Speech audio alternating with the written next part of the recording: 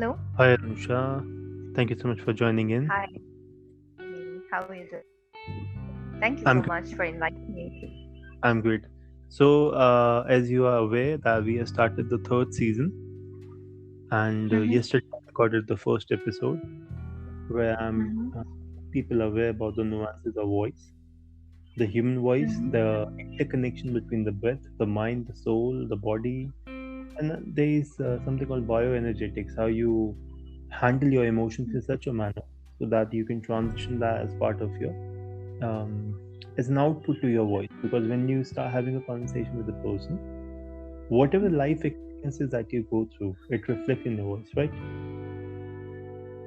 Absolutely. So today So, we are going to discuss what you will be adding mm-hmm. value to the conversation in this podcast will be Mm-hmm. how linguistic or the understanding of language plays an important role to understand our own voice. Mm-hmm. Sure. The stage is all yours, the mic is all yours. Thank you so much. Great. So, all, I'd like to congratulate you for starting season three and initiating such a beautiful, uh, and taking time. I know you also keep very busy and taking out your time to make people aware about the nuances of. You're doing a wonderful job. I have listened to all your episodes. Amazing content. So I'd like to congratulate you. More power to you. And yeah, Thank you. keep it up. Thank you so much. Wonderful job. Thank you. Thank you so much. Of course, yes. When we talk about language, as a linguist, I understand this, and basically not only as a linguist, even before that, as somebody who speaks a language or any language, what I'd like to say is we just cannot undermine and deny the importance of voice. Mhm. People talk about the importance of language, but not the importance of voice. So that's why I said, I was very glad across your channel and I listened to your content. How important it is for people to become aware of these little things, which add so much of value to language. Because I feel that if you do not understand all these subtleties, if you're not aware about the power, you no matter what language you are speaking, it doesn't matter what you want to convey. You cannot really convey the proper message that you actually want to convey now. Mhm. So undoubtedly, it's a very, and I would say the most important element of use to express, whether you're a language to express our ideas, our opinions, our requirements, or emotions. At the end of the day, it is a voice, it is tone, it is the pace and pitch that we are using. All these things add to the emotions and express the correct emotion to the listener. Mhm. It is undoubtedly. So you're doing an amazing job, adding a lot of value to the kind of teachings that learners. Mhm. Great support. So, what we are planning to do, Anusha, and thank you so much for sharing all those wonderful insights about the connection and correlation between language and the voice. I'm going to do a process where I want you to become a part of it. It's called the Oreo. In this Mm-hmm. process of Oreo, how we will be placing the podcast is, or the discussion per se. Oreo is an acronym that stands for objection. R Mm-hmm. is for the rebuttal. O, then the next E is for the example, and the Mm-hmm. last O is for the output. So what we are trying to do is, I want to ask you, because you have trained so many people pan India, I want to ask you, using the example of Oreo, what were the objections that you have faced in your life while going through this journey of being a linguist? What your Mm-hmm. students face when they want to work on their voice? That is the first thing, which is the objection. Second is what I want you to focus more on is the rebuttal, which is how you make them aware that it is possible to work on the language, to work on the voice, and the various challenges or the objections that they face. Then I would request you to give me some example from your personal and your professional life where you're training yourself and your students to make us aware, to make the listeners aware how we can use these examples to work on our voice, on our language. And last but not the least, Oreo, which is O, where we will say how we are creating that output or that impact for the students and for us. So we will use Oreo. O stands for the objections with regard to learning. Okay. The rebuttal, which is where we are saying it is possible, where we have done that. E, which is the example, how we are doing it, tips and tricks. And last O is about the output or the outcome. Can we do that? Sounding interesting? Interesting. Great. Let's go ahead. Sure. Please start. So you want me to talk about how language, right? So if you can just language. I'm sorry, the voice breaks at times. So no problem. So language learning per se, your journey in language learning, understanding language, connecting to the voice, and also with regard to your students. So you can keep on shifting perceptual positions. You can go into storytelling, however you want to continue. But we will try to take the flow of the conversation using the technique of Oreo. It's a very interesting technique. Okay, so language is what you want me to talk about, right? Yeah. So the obstacles. So the obstacles that you have faced and what your students have faced. Let's start with that. Yeah, so what I understand, and I'll try to answer in a possible way that I've kind of got the question. When we talk about language, you see, it's not something that's very new. It's something which is very innate in human beings. So of course, as humans, the moment we are born, we are gifted with the power of language. So Chomsky also has talked about something called LAD, which is language acquisition device. He's talked about the innateness of language within us. So we are born with this device called LAD, and that's the reason a child, an infant, starts very naturally. Of course, yes, there are that people come across in terms of learning languages, right? So when we talk about languages, linguistics is all about learning languages, and how people learn language. Basically, linguistics is, I would like to tell this to our listeners, that linguistics is not a very wide-spoken or widely discussed branch of study or area, so not everybody knows about it. So first of all, I'd like to inform people about is basically a science of studying languages in general, not any particular language. Although I specialize in ELT, English language teaching, and yes, I've been training people English language and accent for about quite some time. So based on my experiences, of course, I'm going to try covering the technique of Oreo. When I say language acquisition, like I said, gifted with that device, yes, it's not a problem, and that's how we all learn our first language so smoothly. We all learn our language without even realizing how we learned our first language. Hindi is your first language, right? That's your mother tongue. Yeah. So what was the first time when you spoke? Do you remember that? So for me, Anusha, I would like to share with you and with the listeners and the audience that for me, if I talk about the Oreo process per se, for me the first objection was to speak the sounds in the right manner, because as you are aware, I used to stutter and stammer. And for me, speaking the sounds, the place of articulation, manner of articulation was extremely important. So if we talk in Oreo, using the Oreo method, that was a major objection that I have faced. And I worked a lot on the sounds of the language before even understanding syntax or the semantics or the pragmatics of the language person, or even going into the morphology. Absolutely. So when we talk about for the listeners, I Please would go. just like to mention, because people who are not aware about linguistics, morphology is the study of the words.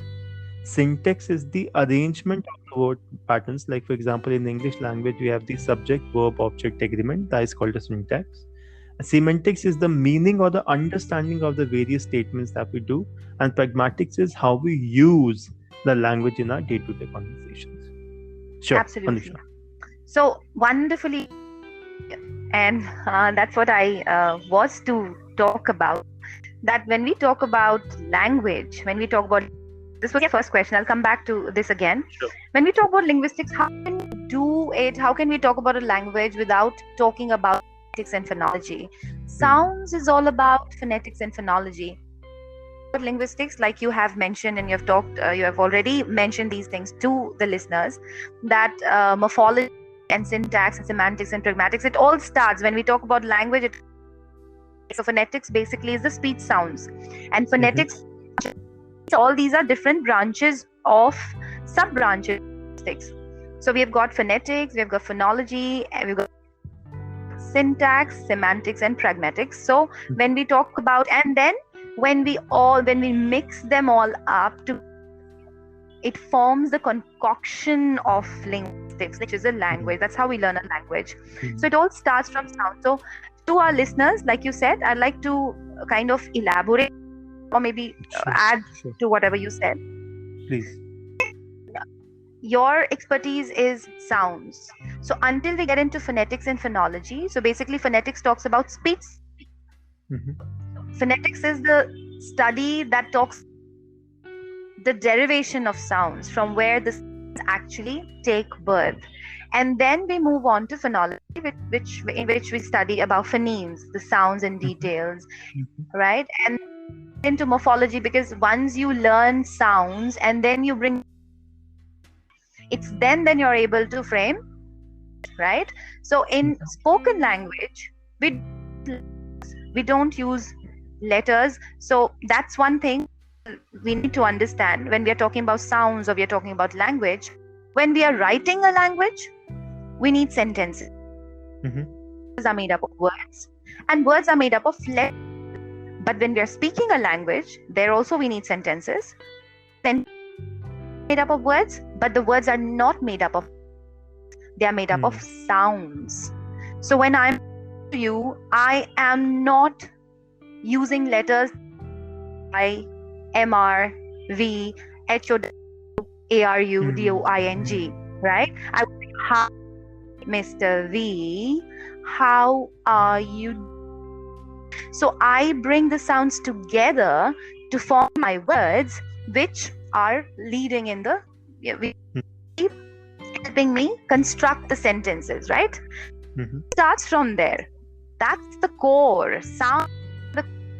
So we get into phonetics, then phonology, and then when we together, we are able to frame, we are able to construct words, and words are studied in the field of morphology. And we bring those words together, which at the end of the day are made up of sounds. We call them syntax. So in syntax, we study phrases and sentences, which might not be complete sentences, but fragments of sentences, and then bringing them all together. We talk about semantics. So semantics basically is about sometimes the sentences might be correct. We call it syntactically correct, so a sentence like I there go, or if I say he is a girl, I say he's a girl. It is a sentence, right? And it's a meaningful sentence. I mean, sentence, right? So syntactically it is correct, but semantically it's not correct. So when we talk about semantic, literal meaning of phrases and sentences that we are using, it's very important that they are not only complete but also correct. And then when we talk about pragmatics basically is the context or the cause or the usage of whatever we are speaking, the conversation, the use of language basically. Of course, these are the things, and beautiful. You explained and mentioned, and I have heard keep talking about these aspects also. Of course, not details, because your focal area remains phonetics and phonology. Certainly, of course, when we talk about it, my question to you, coming back to what I asked you, Mr. V, objections. Yes, I understand. Until you get into terms, you can't get into language. So what I wanted to understand from you was, none of us, if asked this question, can actually answer the question or give a concrete answer. What was the last time, or what was the first time that I spoke my... Do you remember? I'm sure you would not be able to, particular day when you were able to frame sentence as your first language. Do you remember that? Long time back, I don't remember. Right. So what I'm trying to kind of bring forth here, that none of us would remember. We acquire it so naturally, and it's a process that we go through, right? Try to recall that one particular day, we won't be able to recall, because it starts from actually the womb. When we are in the form of fetus inside the womb, the language starts from there. So yes, objections, of course, to learning, language learning. So when we talk about second language, or we talk about other language, in many cases, people acquire languages very naturally. For example, in India, most of the people would be multilinguals, right? People usually would be multilinguals. Languages, we are so rich in terms of language. We are linguistically very, very, right? We've got so many regional languages to use. We've got even different dialects in particular language that we talk about. So yes, even second language or the third language, people acquire. I would try to use English, the other language that people usually face challenge. So since we have languages in general, it would be difficult for our listeners to. So I'd like to take English as an example, and I'm sure people would be able to relate to it, because that's again a struggle that most of the go through, and I'm sure our listeners would also kind of get benefited somewhat listening to these things. So of course, yes, in the class, when we talk about objections while the language English, the basic thing that I've understood is when we acquire a language, like I've already talked about the processes. One is acquiring a language, which is a very natural process. Go through anything very explicitly is very implicit. The other one is learning a language, which is not natural. When somebody teaches us or trains us, it's then that we learn. So when we learn a language naturally, it is through LSRW skills. So what is LSRW skills? The first one is, so when a baby is born, for the first few months, what the baby does is the baby only listens. Mr. V? Yeah, so, LSRW listening. Even when the baby is in the womb, they are listening all the sounds that are there. Absolutely. Even the sounds inside the womb. Absolutely. That's what my point is. Correct. It's all about listening for the. And then what the baby starts doing is the speaking, right? And not speak words, because before getting into morphology or syntax or semantics, what comes first? The first is phonetics and phonology. The baby starts producing the sounds that the baby has heard of. One of the reasons I'd like to, tell this, I'd like to reiterate, and I'd like to make people aware. We call our mothers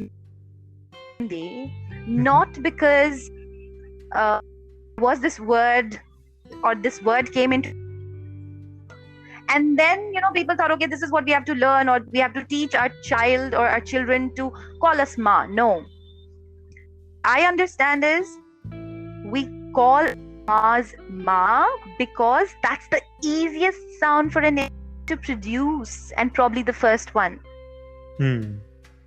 right? It's bilabial sound. The moment lips are touched and you open it, so even if the baby wants to cry, right? Crying, the moment the baby opens one's mouth to cry, come out with ma.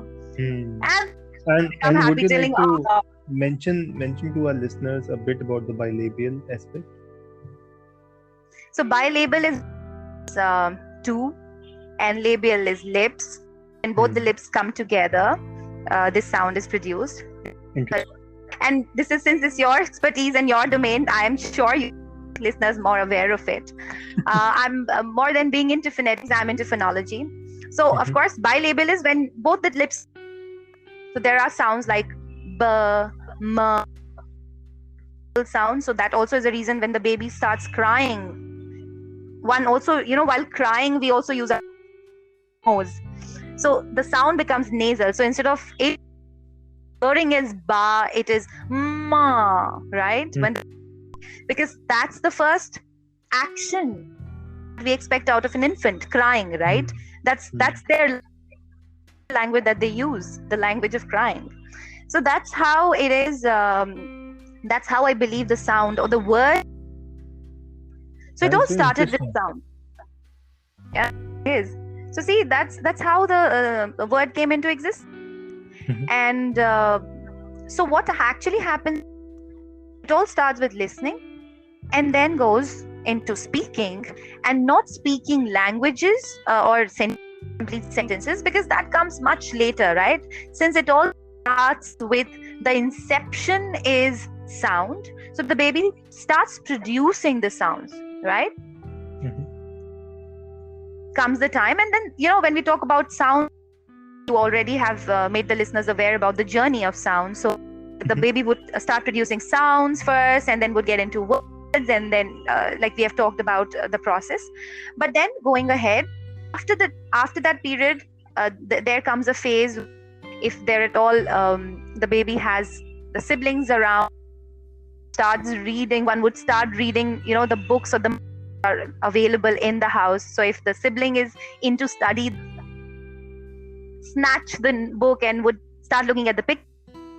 Otherwise, nowadays we have got big books or big books also, where we come pictures.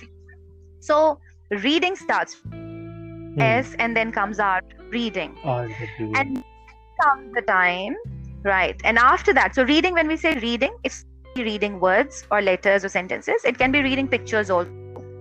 And then comes the time when the baby is, usually in India, we have the culture that usually in Saraswati Puja, on the occasion of Saraswati Puja, there would be, when we used to be kids, there used to be this ceremony where slates and chalk, and we would hold, our proper hand holding would be done, and we would scribble onto the slate. So then comes the time when scribbling, which is writing, right? This LSRW. I really like this journey of the baby going through this. I can imagine the baby going through these steps. Yeah, and I'm sure we all can read. Right. I'm sure all of our listeners, and even us, right? This is how we learn. So, and that was my first question. That's why I asked this question to you, that what was the first time that we learned a language? We would not be able. This is a journey. It's a process, right?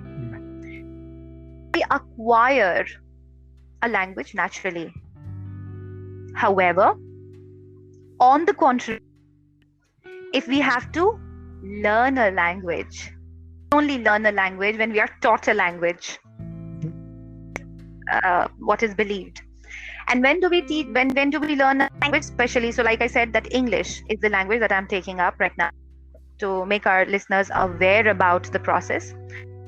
If we have to learn English, and in most of the cases in India, English is considered to be foreign language. Honestly speaking, I do not be a foreign language because of the kind of history that we have had. It's so deep rooted into all the languages that we have got, right? That we can't even, even if you want to or remove it, we can't do that. So Despite that, something which is very unfortunate is, despite that, there are people, majority of people in our country, they're still struggling to speak this language. And there are a lot of reasons behind it. We would not get into that as we stick to what we are discussing. So we have so many learners who are willing to speak. No, I actually want you to talk about the obstacles that the students are facing when they come for you for training, because you have trained more than 10,000 people pan-India. You have worked with so many global universities. That's what I was to get into. Yes, that's what I'm telling. I'm not going to things. So what happens is, when I come across all these, it's important to understand the kind of context that they come from, the background, right? And only then people would be able to relate what I'm going to talk. Now what happens, that despite having all the when people struggle to speak English fluently, enroll themselves in some spoken English classes, okay, they come to learn a language, right? Because to get trained, from somebody like me. What happens here is, when they come to the class and get into it, and if we get into the technique of Oreo, what I is, the first thing is the obstacle or the objection or hindrances that they've come across is because in the class, even going through the English for about years now, English is not new for all people who come to get trained by me, right? Or by you. They have attended one period of English all their, throughout their studenthood. Despite that, they're not able to speak English. Why so? Because when the teachers teach in the class, and when the learners have to learn a language, it's exactly the opposite through which they try to teach it. So what was it? If you remember, Miss A, right?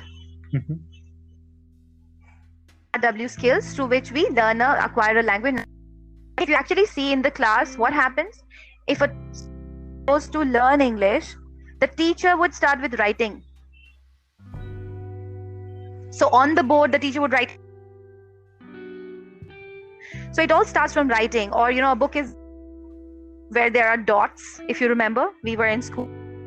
And all our listeners who come from vernacular backgrounds would be able to relate to it. So they are asked to write first.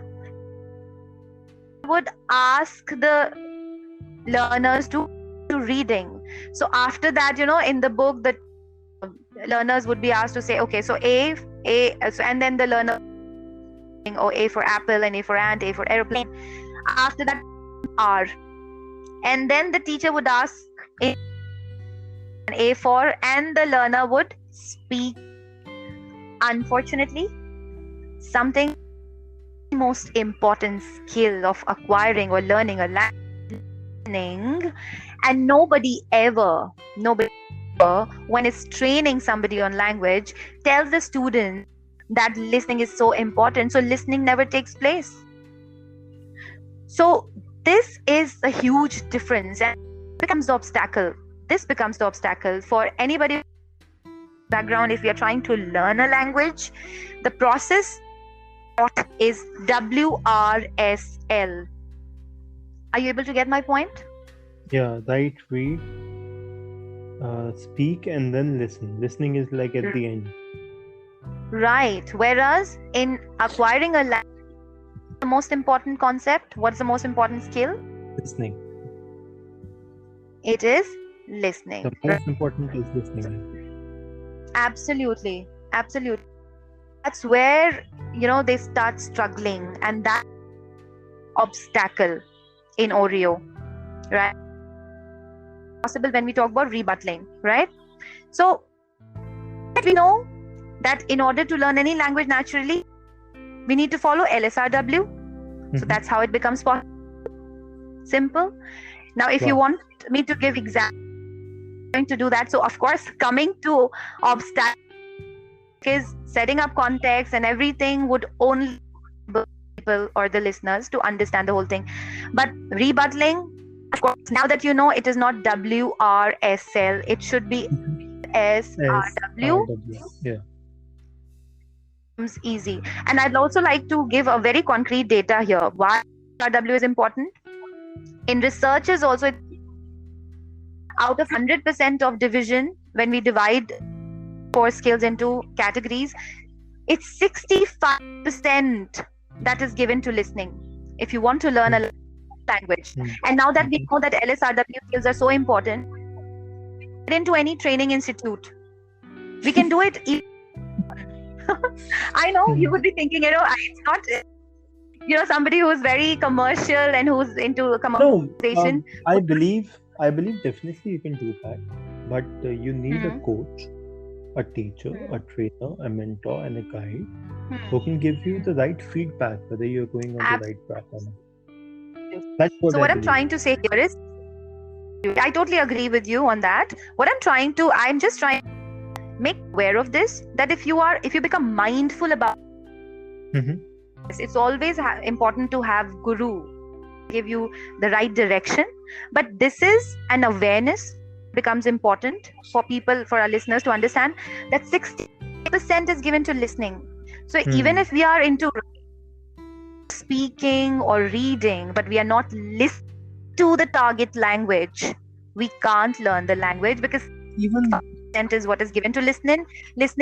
It's 20 to speaking,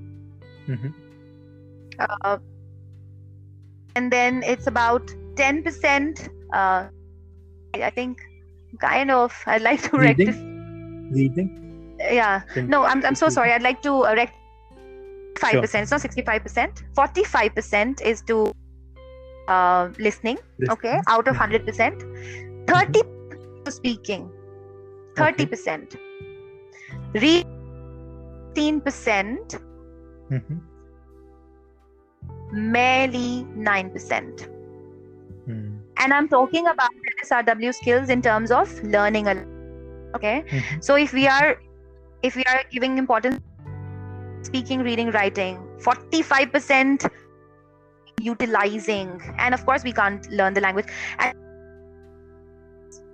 since 45% is given to listen, 30% is to speaking, it many a times, even if we are able to language and speak a language, it's we might not get into writing and reading the language. We can even do without it, right? Exactly. So, even when I'm planning my trainings and all, I always follow this path of LSRW. I make them listen to the sounds. And if you talk about the obstacle in audio, one of the things which I've seen with regard to the Indian students is that, like, I think we had a conversation about that. I've even mentioned that in one of my episodes. We become more like a sound sponge. And the sounds that are there around us, of our parents, of our friends, of our colleagues, of our peers, of the ecosystem around us, the environment around us, the people around us, the family where we go to, the friends we hang out with, the schools we visit, the colleges we visit, the kind of movies that we see, or kind of TV serials that we see, or whatever sounds that we want to, which are there around us. If they are somewhat in a difference to the actual language that we want to acquire, the second language that we want to acquire, because we always transition from a mother language to the second language, second language, the language that you want to acquire. Then it becomes a part of your muscle memory so much that you have to unlearn them. You have to unlearn them. Why? Because your jaw, your tongue, your lips, your mouth, they have got adjusted to those sounds. So that is one obstacle that I face. There is one obstacle that I face, that students become sound sponge. And I think even when you were mentioning about the fact that we should start with listening, they by default started listening only, because they acquire these sounds through listening only. And now the only thing that they have to understand, or the awareness that they have, is they need to unlearn these sounds to learn new sounds. Absolutely. And to develop their jaw memory, their tongue memory, their muscle memory, their teeth memory, their mouth memory per se, with regard to the new sounds of the language that they want to acquire. So I always start with this step. This is the first step for me. Correct. Beautifully said. Absolutely, yes. That's how we do it in sounds. In language, it's a little different. It's a little different because, and that too, like I said, that's how we acquire. Now, since you said that in training, what are the kind of problems that my learners face when they come to get trained by me? So that's the process of learning language, right? This is what these are the kind of hurdles that they actually go through. So obstacles would be not becoming aware that it is not LSRW, and that too keeping that how important listening is. 45% speaking, 30% reading, 16%, and writing is 9%. How can they rebuttal? How can they make it possible? They can make it possible because also realizing that if they want to speak a language or they want to learn a language, in LSRW, what happens is there are 2 active skills and 2 are productive skills. Out of LSRW, listening and reading productive skills. These are receptive. It's only when we receive or matter, like you said, they become sound sponge. How do they become sound sponge? Because by listening to someone, or when we listen to something, we are on the receiving end. So it's only when we receive things, reading, we are able to produce by speaking and writing. So listening and reading, they are receptive skills, and speaking and receptive skills. So the moment we become aware of it, we can make it possible, okay, which is rebutting in Oreo. And then examples. So I've given you these examples, and that's how people have worked on it. That's how I learned. I learned it as the other language. I'm not trained by anybody. I absolutely learned it with the technique of LSRW. And I can speak good English, good Oriya, by even English when you say. In my high school, I was in Hindi medium school. I was put into Hindi medium school. So my life went upside down when science became Vigyan. Okay. So everything Bhugol. was... Yeah, Bhugol. Geography became Bhugol. Maths became Ganit. Absolutely. So... acute angle became Nyuntam Kon and Hiktam. So I'm telling this absolutely on the basis of my experience and my learners' experience.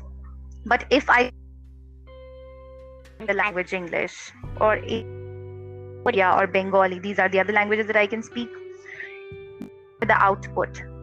So if that answers it, so these were the obstacles, and this is how you can make it possible by rebutting, and then these were the examples. And I think that's very beautiful, the way you have talked about your own journey and your students' journey by using the concept of Oreo. It gives a lot of clarity to the listeners, and they can practice. So any tips and tricks that you want to share to the listeners that they can use for starting their own journey of LSRW? Absolutely, yes. So I think if you whatever language it is, so what target language? Now that you know that LSRW is so important, get into listening. And when you listening to the sounds first. Why? Basically, in crux, if I have to start, 2 things that you should that should be your takeaway from the LSRW skills and the importance of LSRW. And number 2, the sub branches of linguistics. So when I say I talk about then I talk about the words, which is morphology. Then I talk about syntax. Then I talk phonetics. So if you want to learn a language, listen to that target language. And when you're listening to the target language, you are first, and then the words, the usage of words, the usage of phrases, and then the usage of sentences, of course. That, since it's a receptive skill, you can get speaking the language. So in spoken language, I would say you are investing your time more into receptive skills, And reading, even if you read good storybooks and whatever interests you, read newspaper. I would not be somebody who would suggest you to read newspaper and interest. Learning should be, with a lot of, when you're learning, you can't learn. So yes, so remember, in order to acquire or in order to learn any target language, get into listening to the voice, the sounds very, very carefully, because any language, most of the language, in those languages are basically meaning component. If you mispronounce a sound, meanings of the words.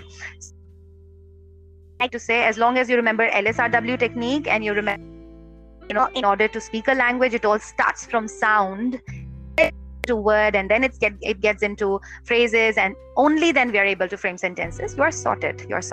That's all. Wonderful. So thank you so much, Dr. Anusha, for coming in, for pitching in. And it's rare to find a linguist in India. Not so many people are into linguistics, and I think, and it's rare. We are doing a great job. Thank you so much, and I hope all the listeners, they got some beautiful, interesting points as a takeaway, and they will start their own journey of understanding their voice, practicing their voice, working on their voice, and becoming more aware about certain nuances of linguistics. Because I very strongly feel that if you have a certain awareness about linguistics and the components or the subparts of linguistics, then definitely it helps you with your language learning as well, right? Absolutely, undoubtedly.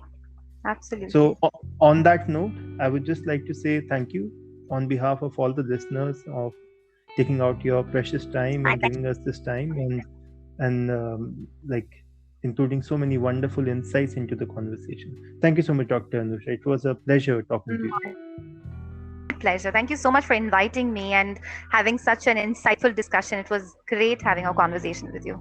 Thank you. Thank you so much, ma'am. Take care. Bye-bye. Bye-bye.